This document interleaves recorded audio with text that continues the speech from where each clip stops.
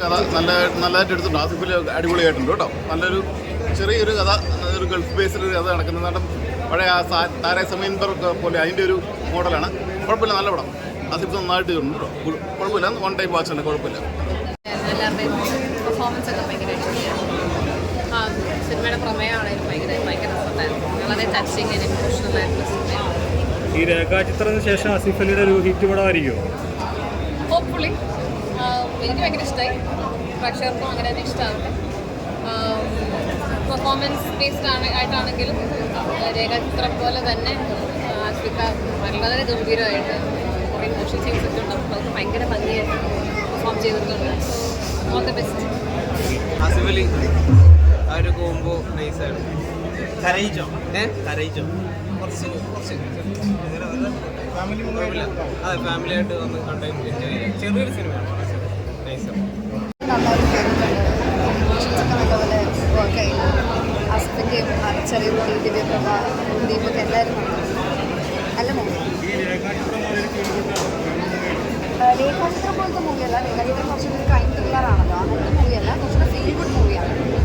Family circuit അത് ആസിഫ് അലിയുടെ ഗംഭീരമായ ഒരു ഫാമിലി പടം അങ്ങനെ വേണം പറയാൻ.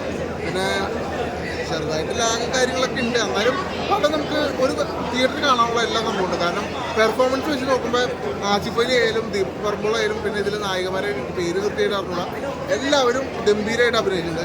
പിന്നെ ഇതിൽ എടുത്തു പറയേണ്ട കാര്യം എന്ന് പറഞ്ഞാൽ ഇതിലൊരു കൊച്ച് അഭിനയിച്ചിട്ടുണ്ട്. ഒരു കഥയിലെ പേര് ജെഫ്രോൺ എന്ന് പറഞ്ഞ പടത്തിൽ ആ കൊച്ചിന് നല്ല രസമായിട്ട്, അതായത് ആ കൊച്ചിൻ്റെ ക്യാരക്ടറൊക്കെ നല്ല രസമായിട്ട് ചെയ്തിട്ടുണ്ട്. എന്തായാലും ഡീസൻ്റായിട്ട് നമുക്ക് ഫാമിലിക്കൊക്കെ ഒരുമിച്ച് ഇരുന്ന് കാണാവുന്ന ഒരു പടമാണ് സർക്കിട്ട്.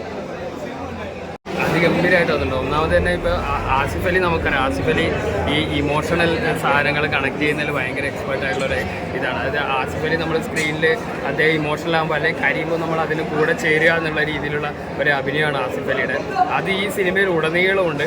അതുപോലെ തന്നെ ഓർഹൻ എന്ന് പറയുന്ന ഈ ആദ്യമായിട്ട് സിനിമയിൽ വരുന്ന ഈ താരം, അദ്ദേഹം ആസിഫ് അലിയുടെ കൂടെ തന്നെ ആ കുട്ടി, ഒന്നാമത് തന്നെ ആസിഫ് അലിയുടെ ഇമോഷൻ തന്നെ നല്ല സ്ട്രോങ് ആയിട്ട് പോകുമ്പോൾ ആ കുട്ടിയുടെ ഇമോഷനും അവരെ തമ്മിലുള്ള റിലേഷനും അതിഗംഭീരമായിട്ട് സിനിമയിൽ വന്നിട്ടുണ്ട്. എടുത്തു പറയേണ്ടത് ഇത് ഗോവിന്ദ് വസന്ത് ചെയ്തൊരു ബാക്ക്ഗ്രൗണ്ട് സ്കോറാണ്. അതായത് ഈ ഇമോഷനെ എങ്ങനെയാണ് ഇമോഷനെ ആൾക്കാരിലേക്ക് എത്തിക്കേണ്ടത് എന്നുള്ള രീതിയിൽ അതിഗംഭീരമായിട്ട് ഗോവിന്ദ് വസന്ത് അതിൻ്റെ സ്കോർ കൂടെ ചെയ്തിട്ടുണ്ട്. പിന്നെ ഇത് കംപ്ലീറ്റ്ലി നമ്മുടെ കേരളത്തിൽ നിന്ന് വിട്ടിട്ട് ഒരു ഗൾഫിൽ നടക്കുന്ന ഒരു കഥ, അവിടെ തന്നെ ഷൂട്ട് ചെയ്ത കഥ ഭയങ്കര ഓതൻറ്റിക് ആയിട്ട് സ്ക്രീനിൽ വന്നിട്ടുണ്ട്. ആ സിറ്റുവേഷൻ നമുക്ക് മനസ്സിലാവുന്ന രീതിയിൽ. പിന്നെ നമ്മളെ സെൻറ്റിമെൻറ്റ്സ് ഫീൽ ചെയ്യിപ്പിക്കാൻ വേണ്ടിയിട്ട് ഓവറായിട്ട് അങ്ങനെ ഇമോഷൻ കുത്തിയിറച്ചല്ല, സ്വാഭാവികമായിട്ട് അവർ വരുന്ന സിറ്റുവേഷനും അത് 2-3 ദിവസത്തിനുള്ളിൽ നടക്കുന്ന ഒരു കഥ വളരെ രസകരം എന്ന് പറയാൻ പറ്റില്ല, വളരെ ഇമോഷണലി ടച്ചിങ് ആയിട്ട് സിനിമയിൽ വന്നിട്ടുണ്ട്. അപ്പോൾ ആസിഫ് അലി ഇങ്ങനെ വ്യത്യസ്തമായ കഥാപാത്രങ്ങൾ, അതായത് അഭിനയ പ്രാധാന്യമുള്ള കഥാപാത്രങ്ങൾ സെലക്ട് ചെയ്യുന്നതിൽ ആസിഫ് അലി ഇപ്പോൾ അടുത്ത കാലത്തായിട്ട് വളരെ മുന്നിലാണ്. അക്കൂട്ടത്തിൽ ചേർത്ത് വെക്കേണ്ട ഒരു റോളാണ് സർക്കിട്ടിലെ ഈ റോളും ഗംഭീരമായിട്ട് വന്നിട്ടുണ്ട്. അപ്പോൾ ആസിഫ് അലി ഇഷ്ടപ്പെടുന്നവർക്കും അദ്ദേഹത്തിൻ്റെ ഫാമിലി മൂവി ഇഷ്ടപ്പെടുന്നവർക്കും തീർച്ചയായും കണ്ടിരിക്കേണ്ട ഒരു മൂവിയാണ് സർക്കിട്ട് എന്ന മൂവി. വളരെ ഇഷ്ടപ്പെട്ടു.